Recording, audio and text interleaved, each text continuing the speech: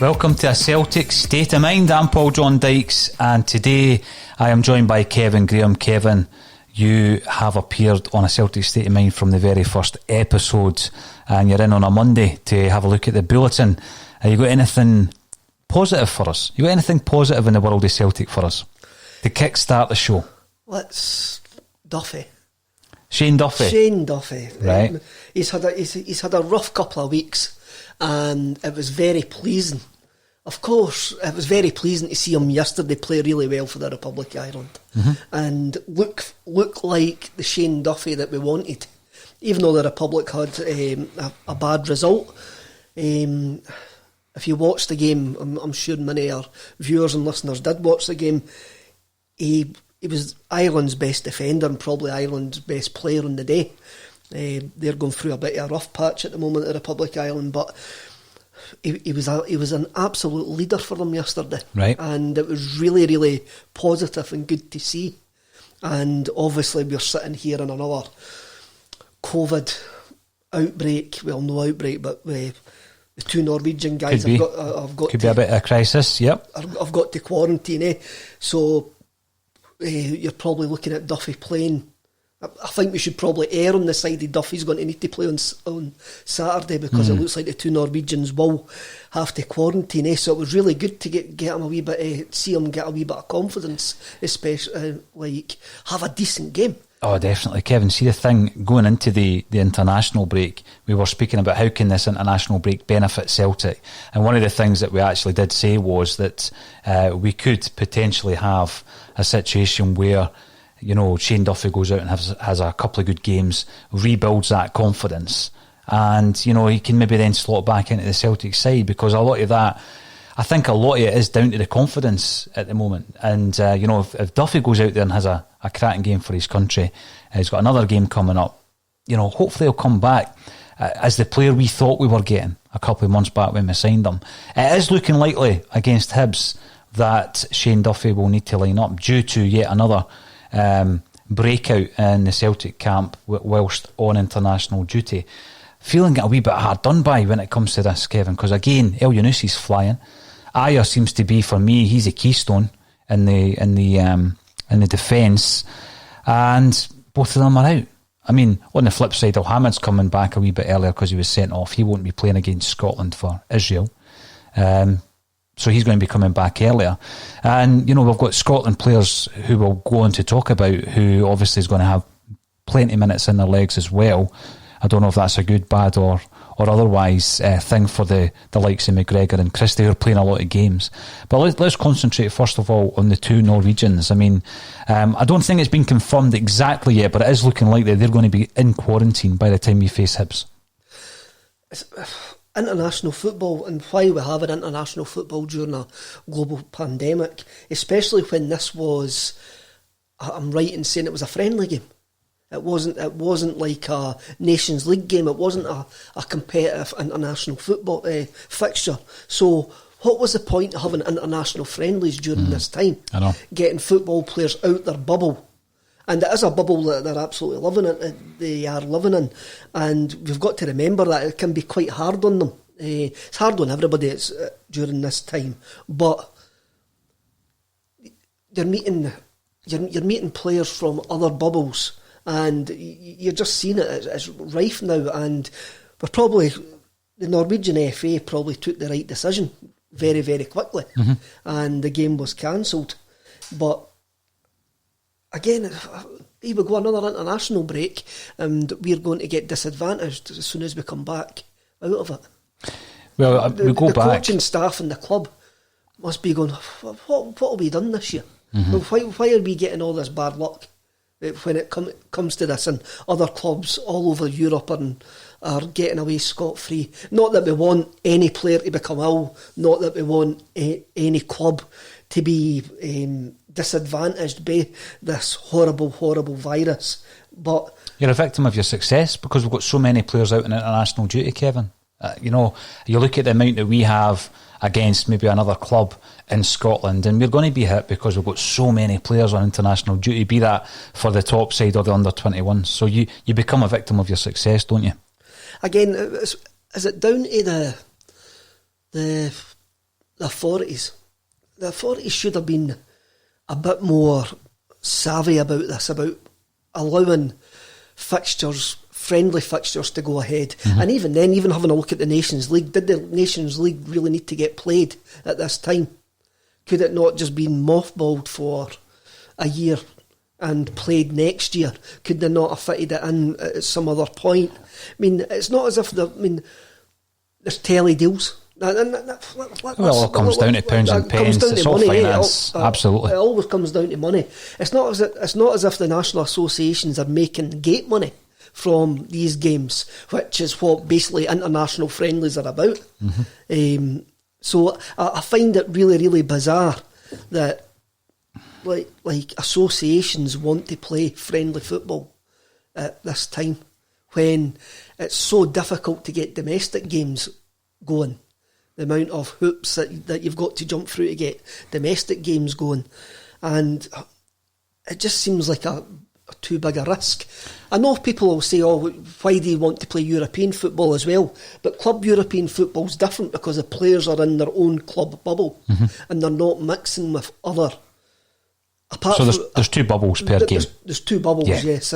So they're not mixing with multiple bubbles. Multiple bubbles. It's getting really confusing, all these bubbles. I know.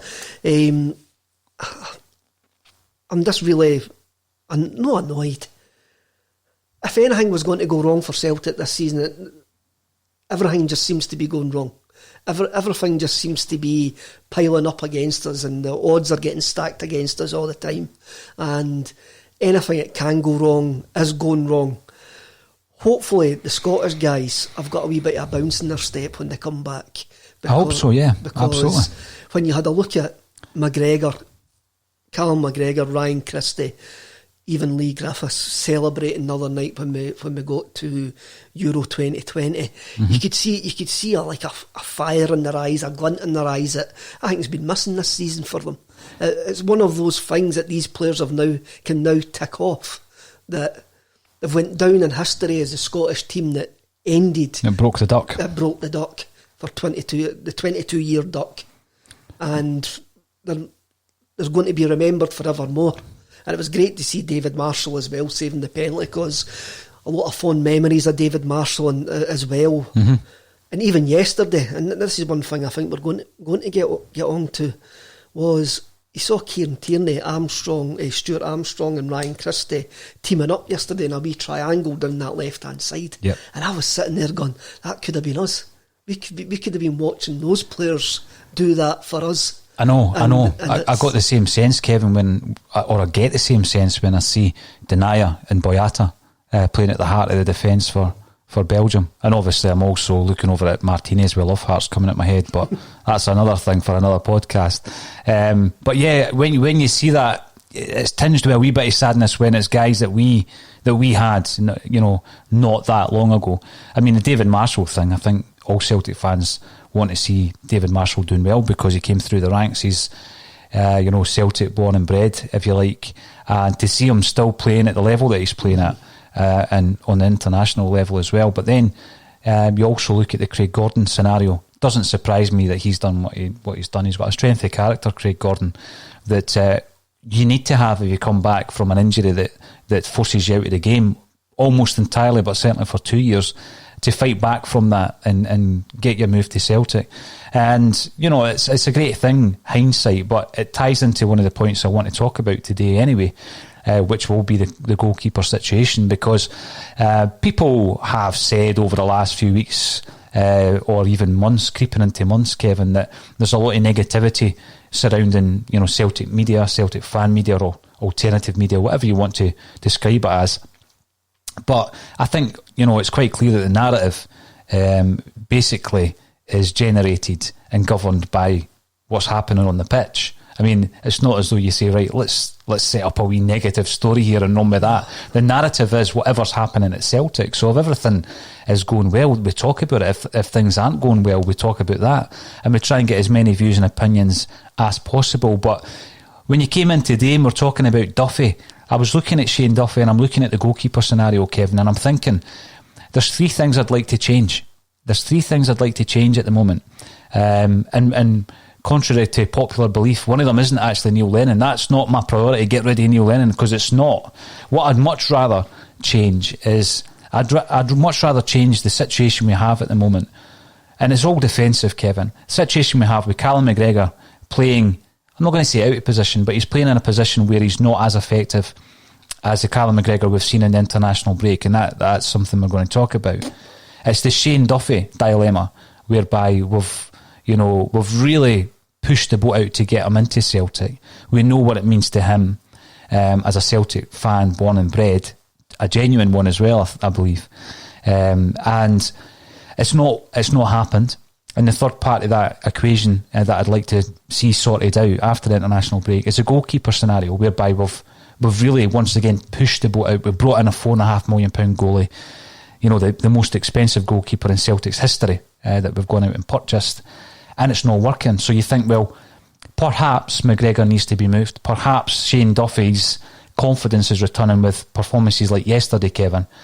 And perhaps Barkas will be back in goals against Hibs, having done quite a bit of work with Stevie Woods in the period that he's been out, because he doesn't become a bad player overnight, neither does Duffy. And if you think, if those 3 things, all defensive issues, because McGregor going out there and finding someone better to play in that defensive role in the midfield, Kevin, you resolve those 3 issues, and you resolve a lot of the issues within the playing side of that Celtic team this season. I says last week that I reckon our defensive woes is a team issue, not just a defence issue. I think we're not defending well as a team. You look at the 2 Scotland games over the last few days, and you saw McGregor in a disciplined side as a centre midfielder alongside Ryan Jack.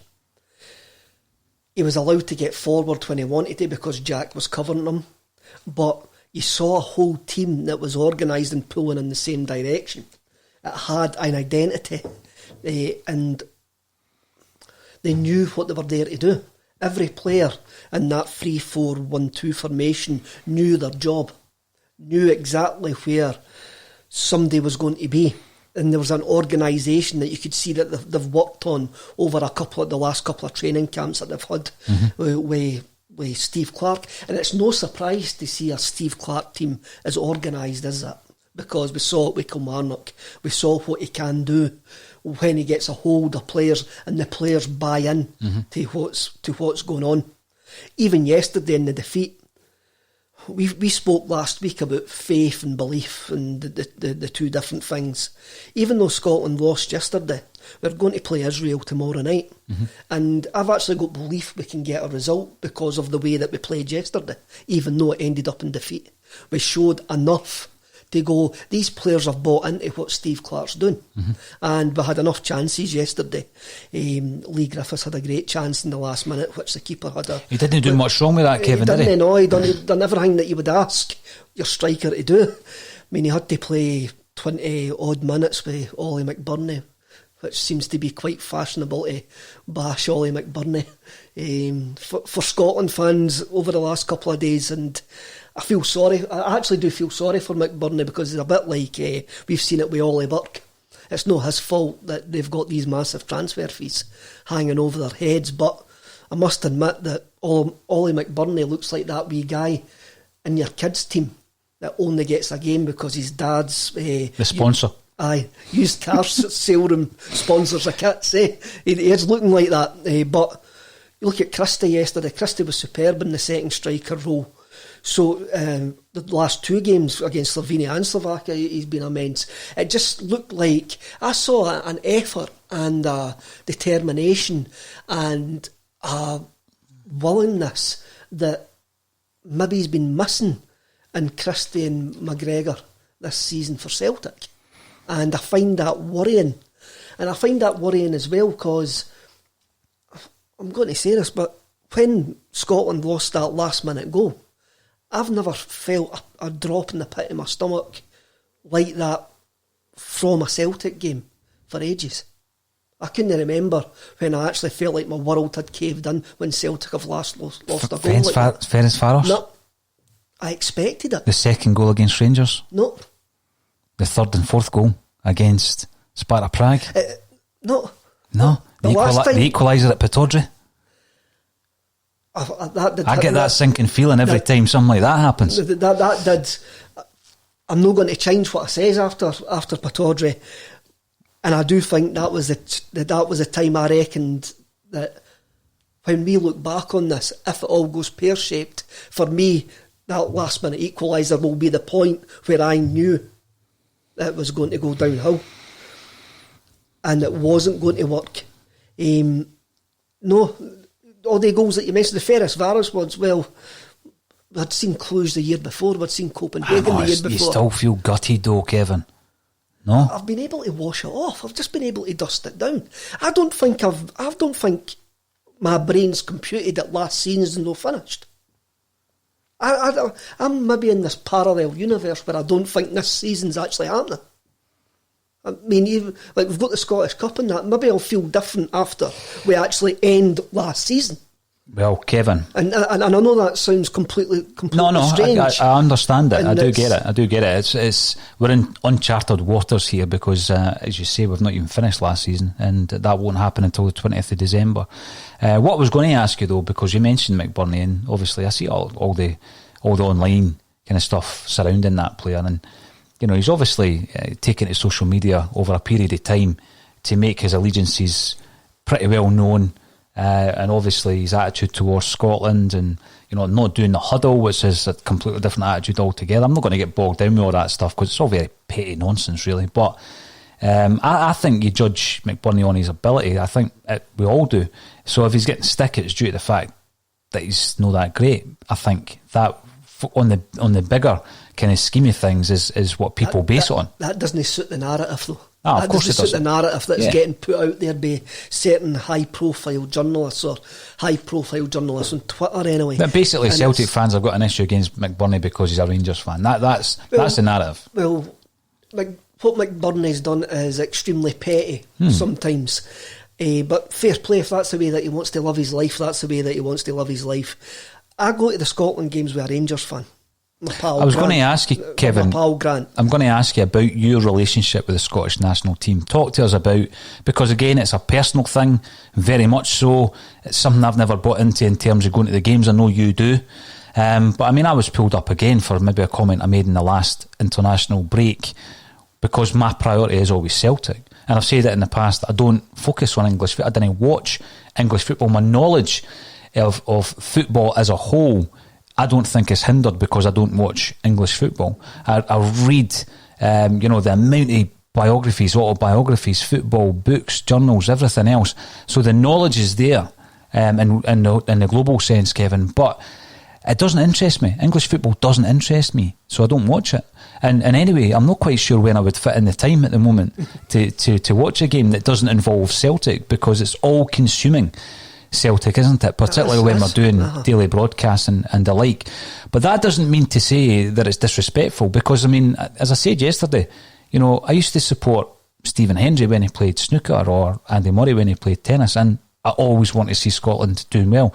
But I don't think you can blame anyone for being, kind of disconnected to the Scotland team. We've been absolutely garbage for large spells of the last 22 years. I mean, it gets to the point also where you look at the role played by the SFA and various matters involving Celtic and the situation when Rangers went into liquidation and then a Phoenix club was introduced to the Scottish League and their dealings and their handlings of that.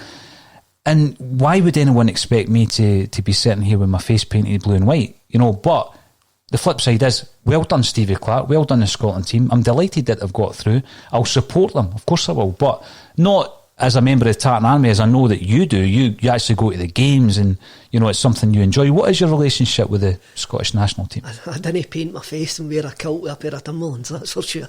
The reason I started going to Scotland games is because there was a whole load of us all used to go round to my friend's house to watch the Scotland games, and we were all, the majority of us were Celtic fans, and there was a couple of Rangers fans, and my very good pal Grant doesn't really go to the football, and he's really, really passionate about Scotland. He's a Rangers fan, but he's more passionate about Scotland than what he is about Rangers. Mm-hmm. Really? I've always said that he only became a Rangers fan to annoy all of us because we were all Celtic fans. So he is more of a Scotland fan than a Rangers fan? Yes. Right. I would definitely, he would probably argue with me, but I would say, no, you're more a Scotland fan. So he worked most Saturdays, and it got to a point where I said, come on, instead of, let's go to the couple of midweek games and see how we like it. And that's how it started.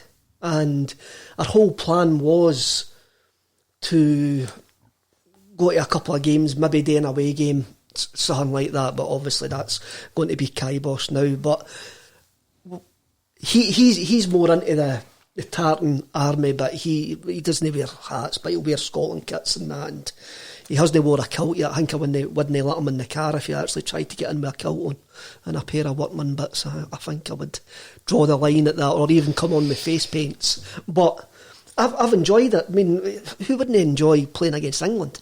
I've seen us play England twice. Mm-hmm. The night against we played the Republic of Ireland, it was great. I got to sing 2 national anthems. It was absolutely brilliant. Mm-hmm. We played England at Celtic Park as well, and I was sitting in my season ticket seat at Celtic Park. And I'm 40 years going to watch football, booing guys who wave Union Jacks and sing God Save the Queen, so I felt right at home that night. Well, I can understand what you say with the SFA and all of that, but I can separate that. I see it as a game of football where I want my nation to go well, do well. But my expectations are different. My emotional expectations are different going to a Scotland game than going to a Celtic game. Mm-hmm. I kind of clarified that in my head very, very quickly going to Scotland games, where do you expect Scotland to win every time that they step on the pitch? No. It is a different expectations. I must admit as well, some of the stuff I've heard at Scotland games is absolutely terrible. And if it was coming from a Celtic support, and I can only comment from a Celtic support point of view, mm-hmm. we would get guys lifted left, right and centre.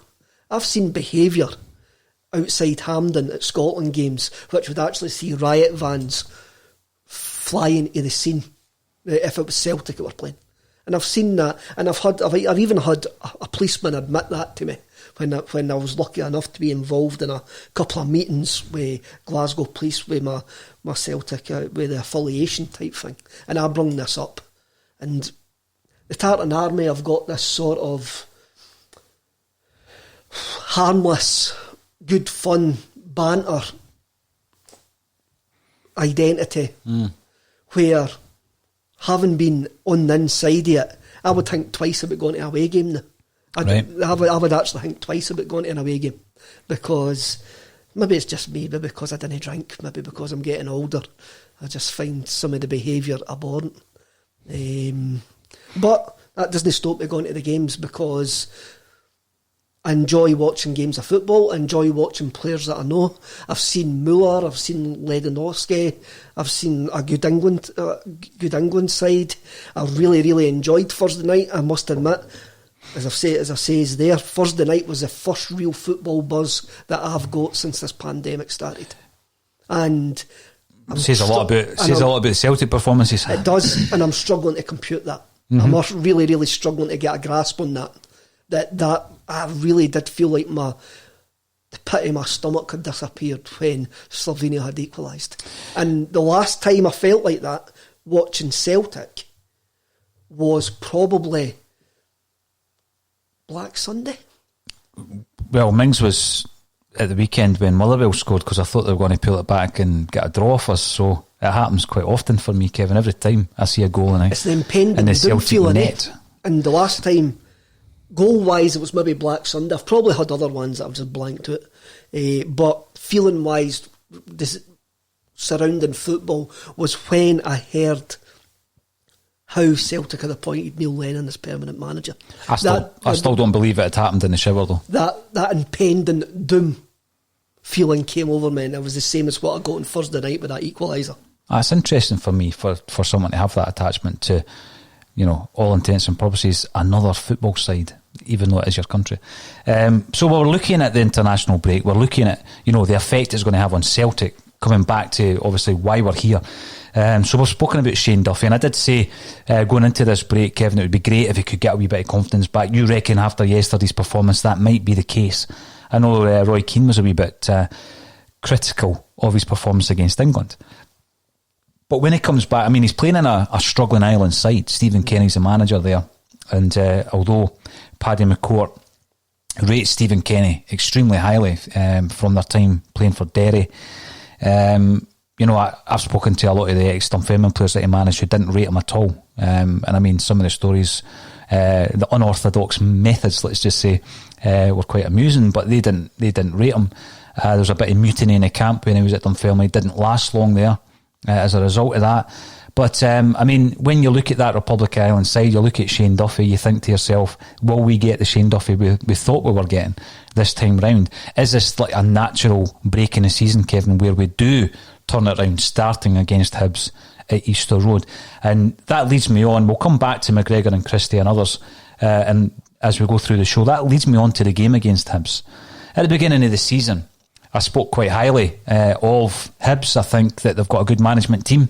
I've said this before, they've got a good management team with Jack Ross, who obviously was highly rated by Brendan Rodgers, and John Potter, his assistant, who I rate very, very highly as well. They've gone off the boil a wee bit. I think they've done well in the transfer market and buying players from within the Scottish game primarily. I think they've done really well with the boy Nisbet, who was quite clearly a player last season for Dunfermline. And I believe Dundee United were interested in signing him for $500,000 at one point last season. They held on to him. They probably got less money from Hibs eventually, but good signing, the boy Nisbet. We're going into that game. We seem to have had the upper hand over Hibs this season. I know one of them was a pre-season game. Kevin, we looked pretty good when we beat them at home and then in the league game as well. What are you expecting? What are you expecting against Easter Road? At Easter Road, rather, against Hibs? And how do you think we'll line up? I'm expecting a tough game. I think I read yesterday that we haven't bet Hibs in a league game at Easter Road since January 2014. Obviously, they disappeared from the top flight for a wee while, but I don't think Brendan won. Rodgers didn't enjoy going to Easter Road, did he? Didn't enjoy going to Easter Road. They had a good victory yesterday against Dundee, but then it was like a late collapse from Dundee. But then Dundee are a championship team. Hibs have been playing well. I must admit, I watched the semi-final against Hearts, and that was just a fight in a paddling pool, basically. And Hearts basically won. It wasn't much of a game. The Hibs that we had seen earlier in the season weren't there. Ross seems to play a 4-4-2. He seems to like the 4-4-2 formation, which is not in vogue. When you look at what's happening all over Europe, they're a decent side, and you would hope that they would put up. If I was a Hibs fan, I would hope that Hibs would turn up. Is there a better time to play Celtic? Where we are at this precise moment in time. If you want to get a result against Celtic, is there a better time for Celtic to be coming into your patch? I think they'll fancy their chances, and they probably should fancy their chances, and there's evidence there that they should fancy their chances. But that result against Hearts is a statement result. When you're for Jack Ross and your guy Potter there getting beat off a championship side in a semi-final, and your bitter city rivals, when you're trying to change a mindset of a club, that is a tough pick-up for that squad. That is a really tough pick-up for that squad. It's the same with Neil Lennon. our coaching staff are not going to get any of the players back until Thursday this week. And we've got a day to prepare, basically. A day and a half to prepare for going to our which has been over the last couple of years, our toughest away venue. Well, I predicted at the beginning of the season that Hibs would be in the top 3 this season. I know they've not been as great over the last few games as they maybe started, Kevin, but I stand by that prediction. I do think Hibs will be a top 3 side this year. So it is going to be one of the toughest away games we're going to have, especially allied to the actual record we have at Easter Road. I know we beat them in the Cup. 2-0 it was, wasn't it? Just after Lenny took over. But Neil Lennon, obviously, at his old stomping ground, I was going to say unfinished business, but obviously he left on a sour note, Kevin, when he left Easter Road. Do we have the players? I've said all season we have the players, no doubt about it. It just depends on how we line up. And I'm thinking the 3 key issues, and I know that we're now dealing with Moel Yunusi and Ayer, not been confirmed yet by the club. However, it would seem that they're going to be in quarantine, they're going to miss the game, which is so frustrating when you look at the form of El Yunusi and the fact that, you know, Ayer's been our best centre-half all season. If you were to look at the season collectively, Kevin, he's been the best centre-half. You're then looking at very, very doubtful that Julien's going to get thrown in a game like this, having been out for as long as he's been out. You know, he's not kicked a ball since the game against Ross County. So, you know, you don't then throw him in. He needs to get that level of match fitness before he can start a game like this. So you're probably looking at Duffy partnering, would it be Beaton or El Hamid in the centre? You'd probably say Beaton, when you look at the previous, the coaching staff like Beaton.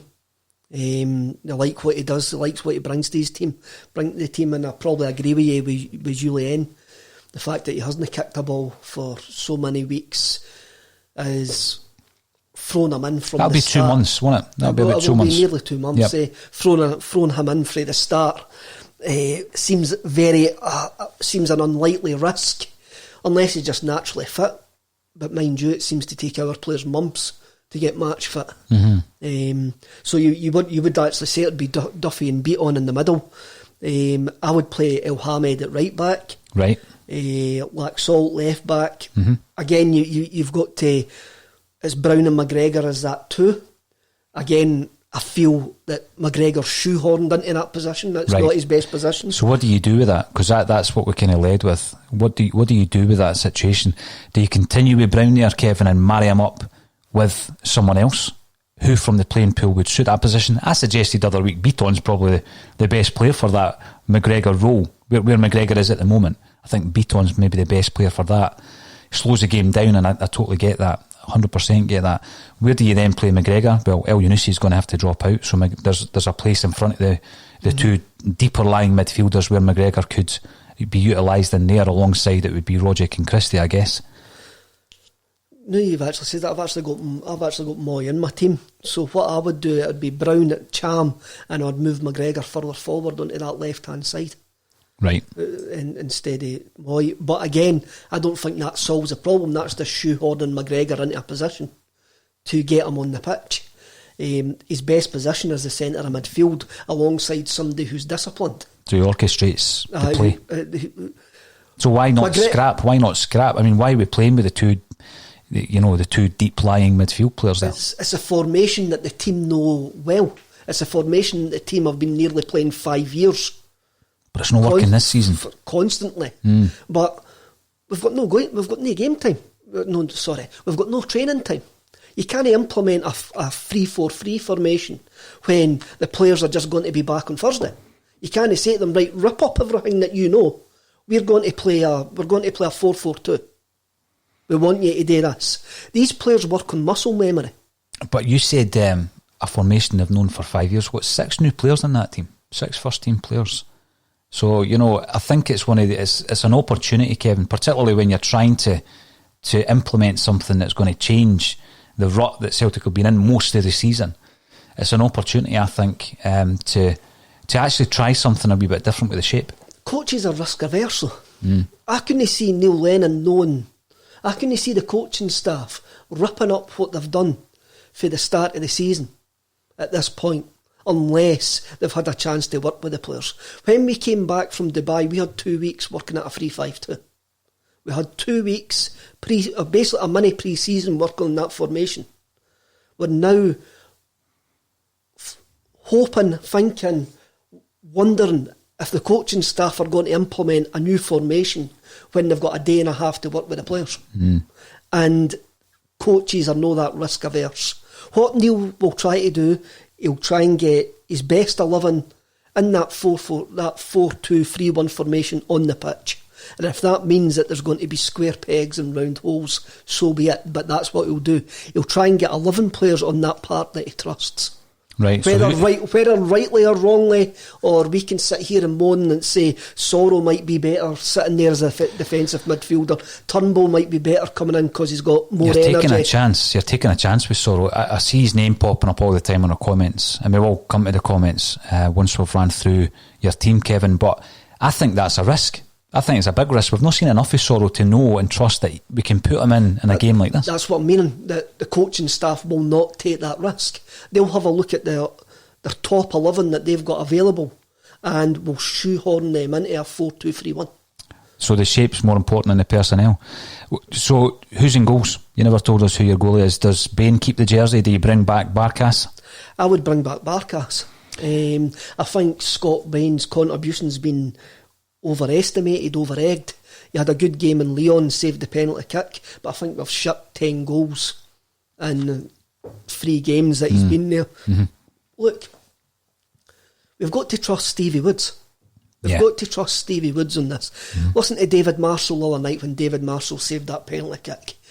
Marshall says him and Woodsy knew where that guy was going to put the ball because he's missed his last 2 for Fulham. So they had worked on that. Marshall's got praise coming out his ear holes for Stevie Woods. If we go right back, Fraser Foster. Remember Foster in his first season? Yep. Were we that bothered that he came back for a second season? No, I remember that announcement, and it was the night of the Sion game. And I can't remember if it was another loan deal. I think it was another loan deal rather than a permanent deal that he eventually signed, Kevin.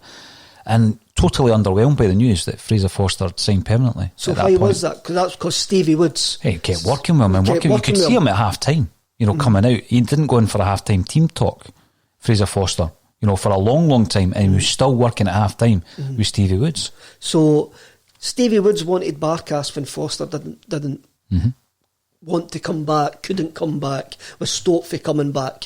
Whatever happened there, eh? So you've got to trust Stevie Woods, and Barkas is your number 1 goalkeeper. He's away with the Greek national team, I think, as well. So you've got to bring him back in. You've got to bring him back in for the long term of the club. He's not a young laddie. He's 26, vastly experienced, international caps. You've got to bring him back in. Also, another point that I would make about Stevie Woods is this. Stevie Woods is the only member of our backroom team that's never got a decision wrong any time that he's been there. What decisions does he make? I know that he was instrumental in Barkas coming. Barkas, Gordon. Was he involved in bringing Gordon? He was involved in bringing Gordon back. Well, he got that right. He was maybe overruled with De Vries because that was definitely a Brendan Rodgers signing. But you look at all the goalies that we've had since Woods has been there, he's never got one wrong yet. And it's safe to say, is there any he hasn't developed positively? So it would be a real turn up for the books if Barkas was to turn out to be a flop. And I think it's too early to be calling him that anyway. I thought the press around Barkas first time round, because remember early doors, he was getting a lot of stick, Kevin. And we said on the podcast that it's unfair. It was unwarranted at that stage, wasn't it? And then there's this second wave of criticism, probably partly due to the fact that the defence has been pretty woeful, and he's been part of that. But I do think if we get the goalie right, we get Duffy. Now, it's not simple to say get Duffy right, but he showed signs yesterday, didn't he? He did. He showed signs of the Duffy we brought to Celtic Park. And if we can get that, then it's a start. Then we start looking at this issue with McGregor, probably playing in a position that's not his best, and he shows that when he plays for Scotland. And then these 3 small changes, they tweaks. It's not experimentation, Kevin, but get that right, And then we might see a Celtic side that I still think is capable when you look at the players. You're going into the game against Hibs. You've given us your back line. Who else do you play? Right, so I changed it to Brown and Cham as the two sitters. Christie, Rogic and McGregor. Right. And Ayeti up front. Ayeti up front. Okay, so just because Ayeti looks far more interested than Eddie. Right, and Griffiths? I would leave Griffiths on the bench. He's more than likely to. In a game like this against the Hibs, his team. Has he ever turned up against Hibs? Maybe it's time he did. It's probably time that he is. Nah. But again, look at Ayeti's in front of him. Is he? When the coaching staff are making the decision, Ayeti's in front of him. Yep. Griffiths as well came on 67 minutes yesterday. He came on 117 minutes in the extra time. Basically, he came on to take a penalty, didn't he? The only touch of the ball that he got was a penalty kick, which took how that took balls of steel. I know, what a balls of steel. Yep, that's unreal. Aye, you know you're getting brung on for a penalty kick. That is, and he took it in his stride, Kevin. And that's got 3 minutes to play in your mind. I know. That's frightening. That's something I can't comprehend as a half-arse pundit sitting here. Like, what those football players go through. And it's something when you sit here and criticise, you always feel a bit bad. No bad, but you always go, I didn't really care what I'm talking about because I've never been in the situation that they've been in. I'm making a comment on something that I really didn't care anything about. I know, but at the same time, being a footballer isn't a criteria for commenting on the game. I mean, a footballer can give you some great insight, Kevin. But, you know, if that was the case, every single footballer would be a brilliant pundit, or every single footballer would be a brilliant manager. You know, so you're sitting there doing yourself a disservice. We all have an opinion on the game. As long as it's balanced and you can back it up with your reasoning behind what you've said, then that's fine. And so your voice is as important and as relevant as the next one. So don't be as disparaging about it. Saturdays, after the culture change comment, after the Sparta Prague game, Neil Lennon says we need to get back to basics. And I spoke last Monday about the culture change comment. I didn't understand that culture change comment. The change in culture has came from the management because, as you've rightly said, there's been 6 new players been brought into that changing room. Yep. So Stevie Mullen, that was a guy who plays for Hibs. Stevie Mullen says something interesting about he thinks there's a split in the camp because of the way that they come out the tunnel. And it got me thinking back. I went to a Celtic Supporters Association rally in the Kerrydale suite, which would have been Ronnie's last season, and the season that Lee Griffiths scored 43 goals for us. And the whole team was there before they went to, what's the hotel they go to, Eurocentral? Did they go to... I don't know, I'm not a stalker, mate. I can't tell you. They go to a hotel in Eurocentral, and I can't remember the name of the hotel. So the team were there for the dinner, then they were going away to do their preparation for the game. And when Stevie mentioned that, I started thinking back to that night, and I was there with a guy, James Gannon, who goes up on my supporters club, and he says to me, you notice they 2 tables, the players, and you could quite tell there was a division. You could quite tell the camps in the dressing room just with the way that they were sat at the tables. Apparently they go to the Dakota. The Dakota? No, that's... According to Alan Robertson and Lawrence, and Richard Murray says the Radisson Blue.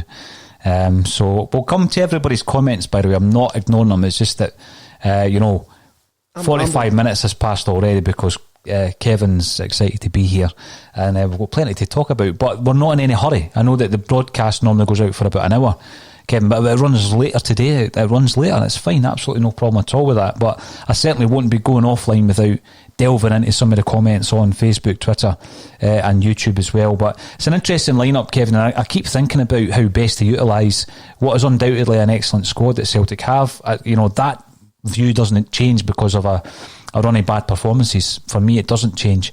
So I agree with you, Barkas and goals. I think we need to get back to Barkas, get them a run of games and try to get, and I keep going on about this triangle that Andy Lynch was speaking about, where you get this relationship between the goalie and the 2 centre halves. Everything else works around that. So your fullbacks work around it, your defensive midfield player works around it.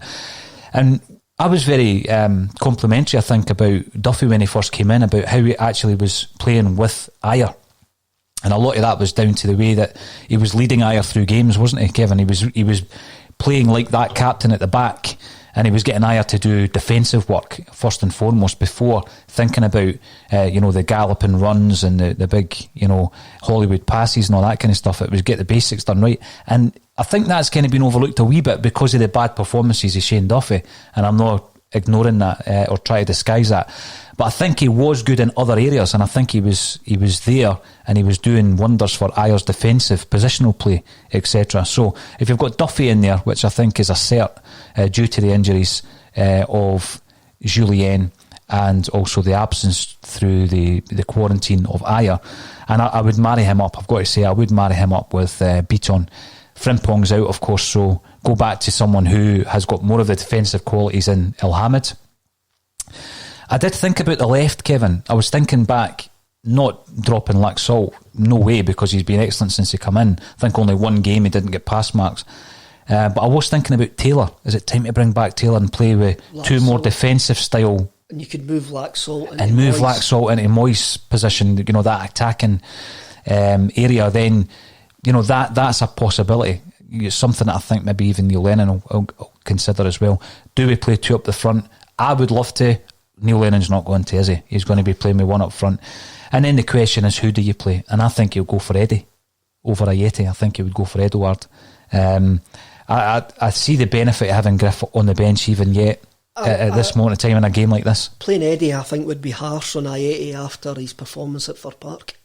I think that would be really harsh to drop him because he done well at Fir Park. His work rate was fantastic. He showed more hunger. He was like a wee buzz bomb. I like him.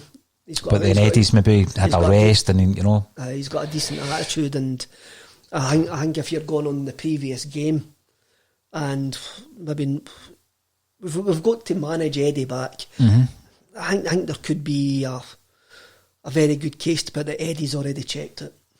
I think that could be the case. Well, I hope you're wrong. I hope you're wrong. I mean, there's this consideration hanging over all Celtic fans around January and what's going to happen in January. We know that financially, it's a perilous situation for every business and every football club.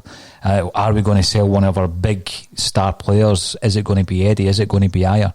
I hope he's not checked out, Kevin, because I think he can still contribute. If he has, I'm of the view, and I'm not comparing the players, I'm just, if someone checks out and they're not going to give you the performance, then I agree with you. You don't play him. I remember John Guidetti came in. He looked brilliant. He looked like what a player he was, But then when he made it known that he was only there for a short period and he had no intention of staying, Ronnie Deila stopped playing him. He just stopped playing him, if you remember. And then he threw the toys at the pram after that. Guidetti could have been a star for us. I've said that before. That was very disappointing. It was. Guidetti, he showed flashes, didn't he? He did. And very disappointing with Guidetti. But Deila was quite right. As soon as that was said, then what was the point? That was actually a really, really decent decision by Ronnie at a time where he wasn't under that much pressure, but his stock was probably at his highest at that point when he done that with Guidetti, because we were playing good football at the time. And that was good management by Ronnie, truthfully. I think it was. If you go back to Greg Taylor at left back, let's say, Laxalt gets pushed up into one of these advanced midfield positions, Kevin, then it does ask you the question again, though, is it just a simple, he steps into El Yunusi's boots and you've still got Christie and Rogic in there as well? That means you've still got Brown and McGregor behind them. You could still arguably play McGregor in a more advanced position than playing a deep kind of lying midfielder, which, again, I think he's wasted there. He's far better offensively, isn't he? He is, definitely, and it's like Salt's one of these strange players where I haven't got that worry about him defensively, and I haven't got that worry about him going forward. He can do it. He's actually shown that he can do it. It's not like Greg Taylor, who we've already seen is limited with what he can do in an offensive nature. Yep. But when you put him in a team in a setup, when you go, right, you're only defending, he looks great because he sticks to his job, and that's the level of player that he is. We lack Saul. Could he actually do what Moy does? Because he might not have the shooting prowess, but certainly the creative element of that, I have no doubts. I mean, you see how many he's rampaging down that left wing. I think Moy loves the fact that Rogic's there, because Moy doesn't need to create for himself. He knows that he's got somebody there that can do it for him, and he just concentrates on getting into those goal-scoring positions. What I see with they three, Kevin, if it's El Yunusi, Rogic and Christie, I see the energy coming from Christie and El Yunusi, and Rogic's there almost just to add a finishing touch, play the defence splitting pass, and that's Rogic's kind of role in there. Is he a luxury player? Well, he would be if he wasn't setting up 2 goals a game, but that's his role in there, and he's got all that energy around him. If you move El Yunusi, that kind of energy that Luxall gives you makes the dynamic almost match when El Yunusi's playing. So I think he could step in there pretty easily. He could. I'm not 100% sure. I think he's more a dynamic wide player than what Moy is. It would add a completely different dimension to that role and the structure of the team to what we've seen previously. Even when we play, even when you've got Mikey Johnson that maybe playing that position as well, they still play that position as a wide forward. They don't play it as a fullback. Like, if you know what I mean. If you were going for a 4 in the middle of the park and you put him on the left hand side of midfield as an old fashioned left hand side midfielder, then I would say it would work. I think I'm looking at the balance. When you've got like Salt in one wing and Frimpong down another, there's a good balance to that. You bring in El Hamid, although he's okay going forward. We've seen that this season. I still don't think he gives you what Frimpong gives you as in an attacking sense. So the balance is different. If you're shouting about getting defensive organisation back and getting back to basics, then basically what you'd be looking to do would be bring back Taylor and play Laxalt as a left-hand sided midfielder in front of him, but as a genuine left-hand sided midfielder, not a left-hand sided forward. So that would mean changing the shape of the team. Which you don't think Neil Lennon will do? Which I don't think the coaching staff will do. Well, let's see. There's plenty of comments coming through. Now, if you are commenting on YouTube, make sure to subscribe, because we're careering towards 4,500 subscribers, Kevin. Which really, it's excellent, because we've only really started posting on YouTube in the last 3 months. So we're looking to push that right up by the end of the year to 5,000 and then beyond, and we'll see what happens next year. So thanks everybody for getting involved. Let's work through some of the comments coming through. And Stephen Forbes, welcome back to the show, Stephen. Hypothetical question, but a sincere one. If fans were in the stadiums, would Christie receive applause from opposing fans this coming weekend after his recent heroics? Would society rise above it? It's an interesting question. I mean, it's been a long time for Scottish football fans to be in a position where you're maybe proud of your nation, and that nation's made up of players from Celtic, if you're a Hibs fan, for example. Do you think we would ever see something like that? I don't know. I don't really know in Scotland. The fact that it's Easter Road, they might get a decent reception at Easter Road before the game starts. But once the game starts, then it's the tribal lines are out there. It's tribalism, You want that player to... I go to watch Scotland and I didn't want somebody that I've shouted for on a Wednesday night to do well against my club team on a Saturday. So, have you ever applauded? Have you personally ever done it beyond a testimonial game? An opposing player? Messi, Trezeguet when he got taken off against us. Juventus. Trezeguet was a fabulous performance that night. The day when we bet them 4-3, he was superb that night. There's an admiration for players that are maybe coming to Celtic Park on a European night. Aye. That I don't think you get domestically, do you? No, I can't think. I'm thinking, and the scary thing was the other day they were talking about the first game. I think I seen a post by JP Mason, a good pal of the podcast. JP, good lad, and he was talking about the first Celtic game against his last Celtic game, his first gig against his last gig. Aye. And his first game, I think, was in 1988, I think. Mings was in 1987, which actually means, Kevin, that I've watched Celtic in 5 decades. That's pretty scary. That is pretty scary, mate. Same as me. My first 5 decades. My first game was 81.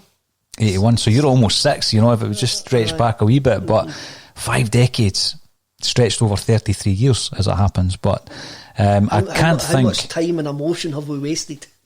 I don't know. Is it ever wasted? Is it ever wasted? I don't know. It drives us daft. I know, but you know what? This is my weekly therapy session. I know I come in here for. That's why you're here. That's why I speak to you. You're likes yourself and Jim and all the other guys. Tony Cassidy. Here's a wee point from Tony. Welcome back, Tony. Good to see you. Griff and Eddie up front. Job done. Have we seen enough of that this season, Kevin? And I know Edouard's off the boil at the moment. It's not the Edouard that we fell in love with. It's not the Edouard that people were talking about 30 and 40 million pounds. But we do know that him and Griff have a good partnership. Have we seen enough of that to try and get us through the rut or beyond the rut?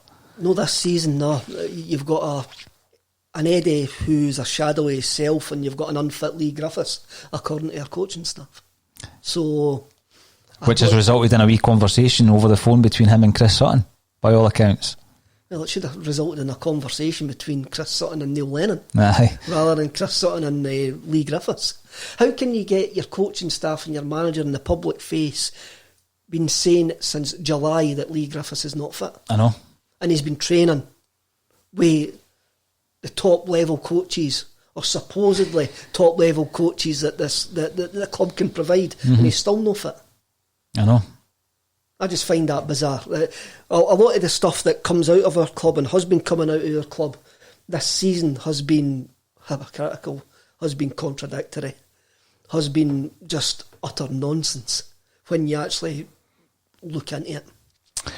Now, Jungle Lion, who comments regularly via Twitter, welcome to the show. Celtic don't need 2 defensive midfielders, especially in the Scottish games, and definitely need 2 up front.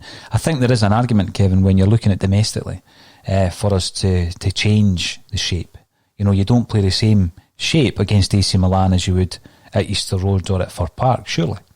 No, it's too easy to say that we didn't need 2 defensive midfielders. We've got 2 defensive midfielders there now, and we can't keep Waynes out of class.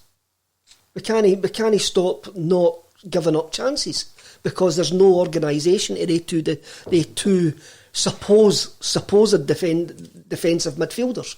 When you watch Celtic at this precise moment in time, there doesn't seem to be a structure of who sits and who goes. When you look at the goals that we've lost in Europe this season, I mean, it was like the charge of the Light Brigade. Where was our midfield? Where was our fullbacks? They were not there. When you again, this because whose fault's that? It's the coaching staff's. You look at the 2 Scotland games there. You never once saw them getting ripped apart. No. You never once disciplined, organised. But then I thought for 60 minutes against Lille, Kevin, that's what we were banging on about. Look at the shape, look at the organisation, look at the discipline. It was almost as if they were sent out with a different coaching staff that night. And that's why it gave us that wee bit of kind of belief that we're going to turn this round. You actually thought we're going to turn this round. You go out against Aberdeen, you beat them 2-0, you're in the Scottish Cup final. All is good, and then Sparta Prague happened. That's what makes you think there's something bigger wrong. You just can't go from that height a Lille away to Sparta Prague in the space of a week. We can. And we did. Ferencváros. Well, let's be truthful here, eh? Sparta Prague and Ferencváros and Rangers have been typical of your season. Lille was an anomaly. It was an anomaly. But it did look as though we went out with a different kind of purpose that night, Kevin. Even the energy you were getting from the coaching staff on the side of the park was completely different, wasn't it? Had the Sparta Prague, result not been in there, then we'd probably be sitting here and not over-analysing the deficiencies of the Motherwell result because it's a 4-1 win at the end of the day. But there was plenty of deficiencies in that. I mean, going back, I remember you being criticised by me and others because you said that defensively Celtic were woeful against Ross County. Folk thought you were talking nonsense because we won 5-0. When you look back on that, it's the same kind of defensive display that we saw against Motherwell. They were cutting through us time and time again. 3 times in the first half against Ross County. You were criticised for it, Kev. I know, and I was right. I know, but I'm giving you a wee bit of a boost there. I'm giving you a compliment there. We have no organised shape. It doesn't look like we've got an organised shape. And as you say, to go from Lille, where we looked organised, great, one of our best away European performances for 60 minutes until we lost Ayer, to Sparta Prague, where it looked like we had just been introduced to each other. I know. Is you have to have a look at the preparation in the team. Yeah. What's the team done differently for Lille to Sparta Prague? Why have the team not kept... Because the game plan probably wasn't that much different. The shape of the team probably wasn't that much different. So why did they not do it? Purely motivation. Purely their preparation for the game. Purely the fact that they went into that game with a wrong mindset. Now, it was interesting that you mentioned the coaching staff talking to each other and Leo and the energy for the coaching staff. And I had a laugh. You didn't see Steve Clark jumping about there. When the cameras pan to Steve Clark over the last 2 games, he's been sitting there looking as dour as what he usually does. But his players are out there playing for him. Nah, they're sticking to the plan, the game plan. To the plan. Now, Jaffa Cake, you've mentioned, you commented rather on YouTube, Julien's keeping fit modelling for the Celtic shop. The reason I'm bringing that up, I came across an old Celtic catalogue from the early 2000s, Kevin, and these things were brilliant. They were absolute dynamite. It was like 80 pages, absolute junk that we were selling with anything with Celtic on it. HH, 67, all that stuff, just chuck it on a garment and it will sell. Some cracking gear. And it was being modelled by Bobby Petter, Neil Lennon and Johan Mjällby. That was the 3 models that season. Big Mjällby. I know, aye. So he's topless and all, No, he wasn't actually. He was wearing a big, it was like a casual range with roll necks and all that kind of stuff. Who bought all that stuff? Somebody must have bought it. There'll be folk out there with wardrobes full of it. Your leather jackets, jeans with the crest on the pocket and everything. I want to know if anybody ever bought a pair of jeans. Can somebody somebody admit to it? I'd love to see a pair. I'd love to see a pair. Now, Jungle Line is making a good point. It's not the time for experimenting. I think that's maybe where I was coming from, actually, when I'm talking about bringing back the likes of Taylor. If you bring back Frimpong, not Frimpong, El Hamid, bring back Taylor, push Laxalt up. Because I don't think Laxalt would be like a fish out of water if you were to do that, Kevin. People might scoff at that because Taylor was one of the boys that was, in the end of a lot of the criticism. But that quite soon moved into Duffy territory, didn't it? You've given me your lineup, Kev. You've given me your lineup. We've maybe got to have a look at it from the coaching staff point of view. The last time that we went out, we won 4-1 at a tough away venue. So there'll be as minimum changes as possible. Because they'll look at that as a good result. And I think that's just purely down to the lack of time that they're going to have to prepare for this game this week. It might benefit a few people that haven't been on duty as well, though, Kevin. Robert Highland, Stevie Woods would have known how good or bad Marshall was and that he was available on a free. Why did we buy Barkas then? David Marshall was already came out and said he was nowhere near joining Celtic. There was never an offer on the table. So this is just, for me, this is like fake news. The players came out and admitted that he was never contacted by Celtic. So we've gone hell for leather to try and get Foster. Hasn't worked. We've gone for plan B, Barkas. And whereas David Marshall's playing for Derby County, who are bottom in the English Championship. So who look like they're going to appoint John Terry as a manager, which is absolutely hilarious. Scott Gray, I've seen his name popping up on this broadcast time and time Joe again. Porter keeps on saying I tend not to click on it. Sorry, Joe. Scott Graham, Barkas is an international class. He's not a flop. I think that's the way that we need to look at the situation with not just Barkas, but with him and Duffy.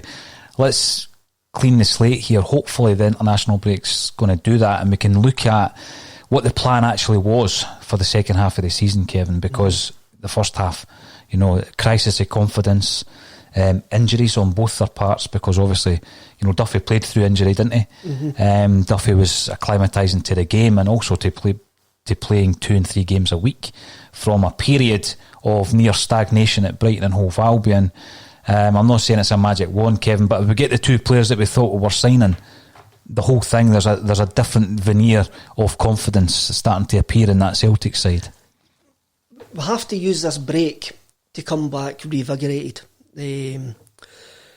Whatever happens, I think it doesn't matter what we sit here and say. Neil and the coaching staff have got the backing of the people that matter, and that is the guys who can hire and fire them. Mm-hmm.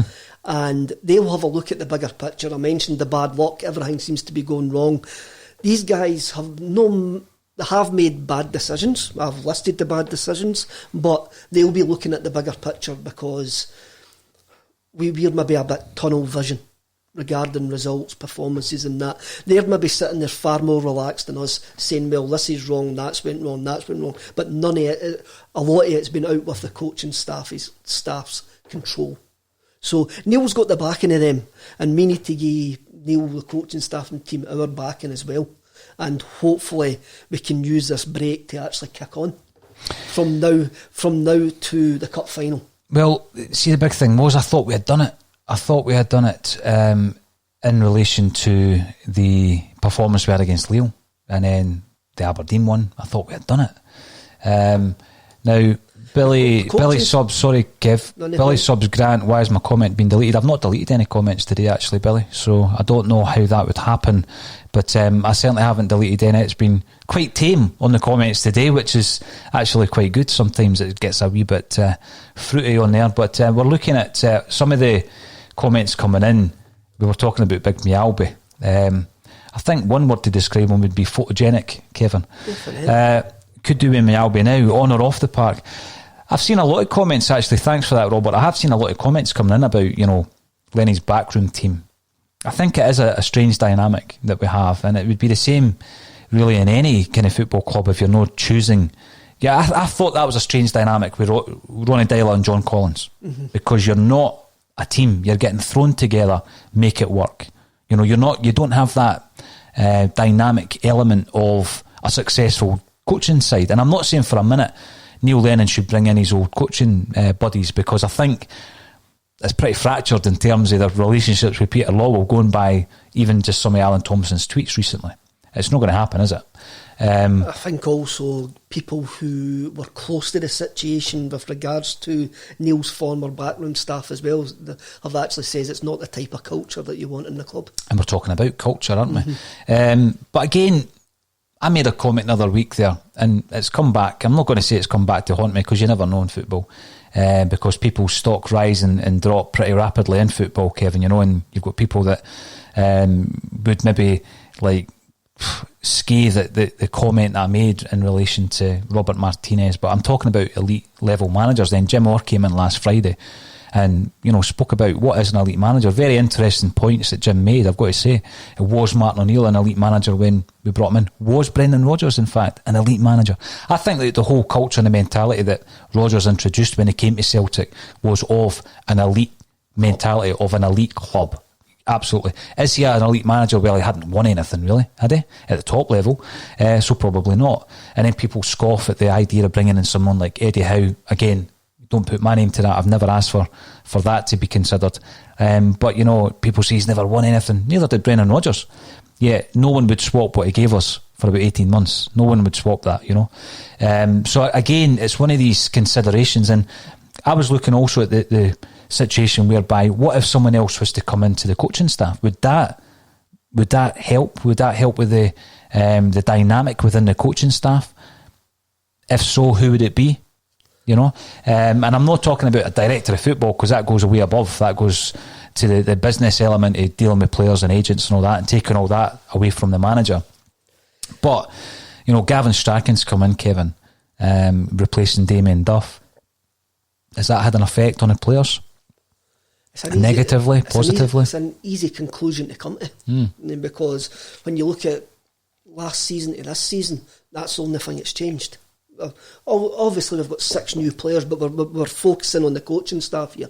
The only thing that's changed in that dynamic is Gavin Strachan coming in. So it's easy to say, to rumour that, to make wild accusations that the players didn't like him, didn't like his training, didn't like this, didn't like that. Who would pick the other member of coaching staff coming in? Well, if it's not Neil Lennon, it can maybe contribute to the situation and the dynamic. So, for example, the rumour is Neil Lennon wanted Tommy Johnson to come in to that coaching the coaching backroom before Gavin Strang. All right. Okay? That's a rumour. I've never heard that, I've got to say. I don't know if it's true or not. But for the point I'm going to make, say it is true. And say Neil then goes and brings in Tommy Johnson now. He says to the board, he says to Dermot and Peter, I need a wee bit of hand here. I think bringing Tommy in, bit of energy, he'll G the place up because he's a fun character by the looks of him. You've interviewed him actually. Yeah, I have. And so I want to bring him in. What does that do to John Kennedy's nose? What does that do to Gavin Strang's nose? But how does that benefit what we're needing? We're needing tactics. We're needing analysis. We're needing shape. I was just chucking. You know what I mean? I was just chucking. Because I get what you're saying. That is what Tommy Johnson would bring. Mm-hmm. You know, but you're hoping for a bit more than that. Maybe he has got a good tactical brain. I didn't ken.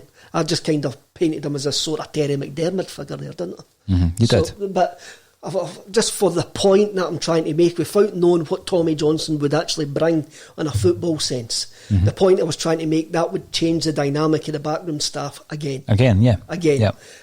And if we're saying that the easiest conclusion to come to is the fact that Gavin Strachan's came in and that's changed the dynamic of the backroom staff, then bringing in somebody else is just going to make it worse. That's my view anyway. That's an interesting view. It certainly is. I mean, it's one of these things, Kevin, again, that we're going to continue talking about it. People are talking about negative narratives, and you know, the narrative is based on what's happening on the pitch. And if Celtic go out there and we beat Hibs and it looks as though we're turning a corner based on that and the Motherwell result, then fine, we'll talk about that. But whilst the performances are so up and down, and yet the good performances are so sporadic, and sometimes not even within the 90 minutes are you getting a good performance. You're maybe getting good 45 minutes here or a good hour there. We're going to question everything from the players right through to the coaching staff. Of course you are. Now, when we're looking also at old Celtic catalogues and the old merch, Red Scotland comes in to admit that he did have Flintstones jeans when he was a nipper. I'm sure that myself and you will remember them. I remember tartan jeans though. And Philip DeMarco says that I had Celtic trainers back in the 90s. What were the hits? Mets? Something like that? Mets were the centenary ones, eh? Yep. And Martin Davies says I had a pair of them, so he bought a pair of those Celtic jeans. Wow. Now that was just a wee bit kind of light entertainment, because obviously we didn't want everything to be negative, Kev. But we're looking ahead. We're looking ahead to the Hibs game.